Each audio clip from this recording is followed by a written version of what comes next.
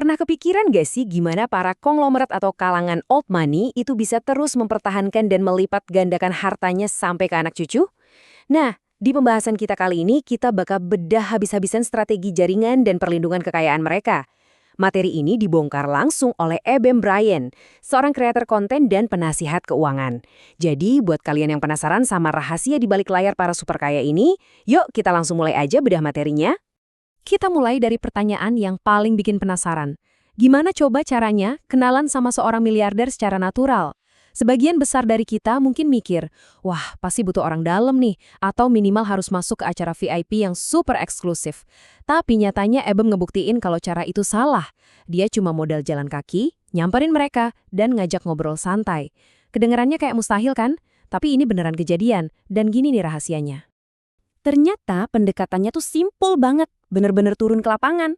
Eben sadar betul kalau orang-orang sukses itu biasanya punya rutinitas pagi yang ketat. Jadi dia bangun jam 5 pagi, terus sengaja jalan-jalan di kawasan perumahan elit, kayak di Kembangan gitu. Kuncinya satu, pas ketemu dia nggak langsung jualan atau minta macem-macem. Dia pakai cara yang super casual, misal cuma nanya arah jalan atau sekedarnya pas selamat pagi. Sikap yang rendah hati dan nggak mengancam ini yang justru bikin para bos besar ini jadi santai dan mau ngobrol. Nah, fenomena ini tuh sejalan banget sama apa yang disebut Eben sebagai teori mobil merah atau red car theory. Simpelnya gini, kalau otak kita disetel buat fokus nyari sesuatu, kita pasti bakal nemuin hal itu di mana-mana. Dengan melatih fokusnya, Eben jadi bisa secara natural papasan sama tokoh-tokoh besar di tempat umum. Kayak misalnya, dia pernah nggak sengaja ketemu Oscar Darmawan, terus juga William Saputra pas lagi jalan di mall biasa. Ini jelas bukan cuma kebetulan ya, tapi murni hasil dari kepekaan tingkat tinggi. Yang bikin gila sih gimana dia bisa ngerubah obrolan santai tadi jadi konten yang ditonton jutaan orang. Eben pakai strategi konten UGC alias User Generated Content yang kerasa banget mentah dan apa adanya. Nggak ada tuh cerita pakai kru kamera yang ribet. Dia cuma rekam pakai HP yang ditaruh di holder sepeda atau kadang pakai kacamata pinter Meta Ray-Ban. Hook videonya langsung nendang di detik pertama. Ditambah auto caption biar gampang dibaca.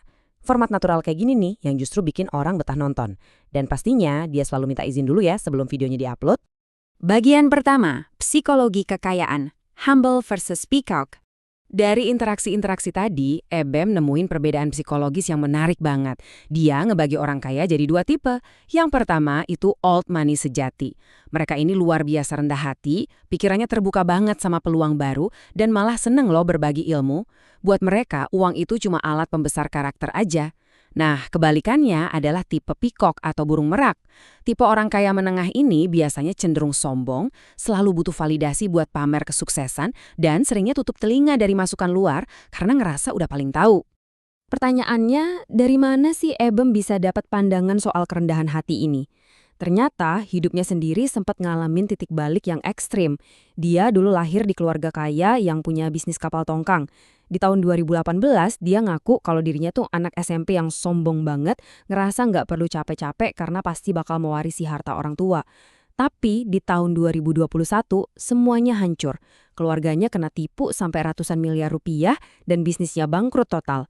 Momen jatuh miskin inilah yang maksa dia buat buang jauh-jauh egonya dan mulai ngebangun semuanya dari nol lagi.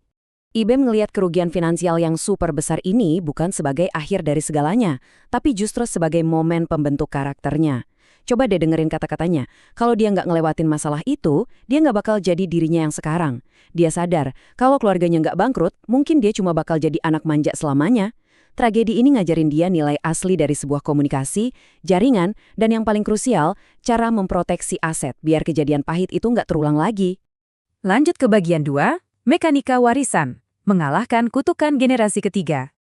Buat mutusin siklus generasi penerus yang seringkali menghancurkan bisnis keluarga, Eben nyaranin kliennya yang punya aset di atas 5 miliar buat pakai yang namanya trust fund. Jangan salah, ini tuh bukan sekedar rekening tabungan biasa di bank. Trust fund ini instrumen hukum yang kuat banget buat ngatur kekayaan dan distribusi warisan dengan super ketat.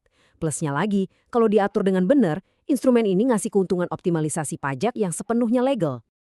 Ada satu kutipan dari Cornelius Vanderbilt yang pas banget ngegambarin filosofi old money ini. Kurang lebih intinya gini, siapapun bisa aja bikin uang, tapi butuh orang yang benar-benar pintar buat mempertahankannya. dapat uang kaget, mungkin bisa karena hoki atau satu ide bisnis yang meledak. Tapi, mastiin kekayaan itu aman sampai ke cucu, bahkan cicit, wah, itu butuh kecerdasan sistemik. Dan disitulah peran trust fund jadi sangat vital. Poin utamanya adalah pewaris harta ini nggak bisa cuma duduk manis nunggu cek cair. Lewat trust fund, si pemberi warisan bisa bikin syarat-syarat yang super ketat. Bayangin aja, ahli warisnya misalnya wajib lulus S2 dulu, terus harus punya pengalaman kerja profesional minimal 5 tahun di luar perusahaan keluarga, atau bahkan ditantang buat bikin bisnis sendiri yang harus tembus target omset tertentu, baru duit warisannya bisa turun. Bedanya jauh banget loh.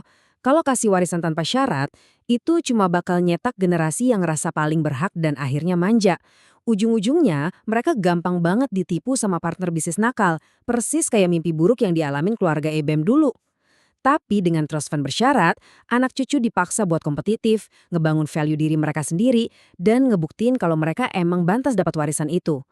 Ini cara paling elegan buat ngelindungin kekayaan dari kemalasan dari dalam dan ancaman penipu dari luar. Masuk ke bagian ketiga, perlindungan bisnis dan pandangan makro, melindungi imperium. Nah, ini juga menarik banget, 0,1%. Cuma dengan bayar biaya penjaminan sekecil itu di awal, perusahaan EBEM nawarin layanan perlindungan utang B2B yang anti-mainstream.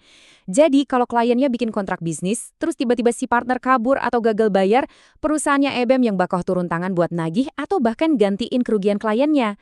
Ini benar-benar kayak jaring pengaman yang bikin pengusaha bisa ekspansi gila-gilaan tanpa harus takut ditipu. Ngomongin soal ketakutan, EBEM juga sempat nge-share pandangan pribadinya soal makroekonomi dan isu-isu global yang terjadi belakangan ini. Secara personal, dia percaya kalau banyak krisis besar di dunia, kayak pandemi atau resesi ekonomi, itu seringkali adalah agenda yang udah dirancang sama para elit global. Menurut pandangan EBEM, tujuan dari semua ini adalah buat memanipulasi sentimen kita, ngendaliin persepsi publik, dan ujung-ujungnya ya buat jualan produk atau memuluskan kebijakan tertentu. IBEM mendasari pandangannya ini dari sebuah teks religius. Dia meyakini kalau kekuatan asli yang ngebentuk jalannya dunia ini tuh bergeraknya jauh di atas level pemerintahan negara pada umumnya. Ini cara dia memproses segala hiruk-pikuk dinamika kekuasaan di dunia ini dengan percaya kalau selalu ada penguasa yang jauh lebih besar di balik layar yang ngatur narasi ketakutan di masyarakat. Terus apa hubungannya sama bisnis kita sehari-hari? Intinya sih, karena IBEM ngelihat ketakutan itu cuma alat manipulasi atau sekedar taktik jualan, dia wanti-wanti banget para pengusaha buat nutup telinga dari berita-berita yang cuma nakut-nakutin, kayak ancaman resesi yang nggak ada abisnya. Dia nyaranin kita buat tetap tangguh, fokus aja sama pertumbuhan, dan jangan sampai rasa takut bikin kita ragu buat ngambil langkah strategis.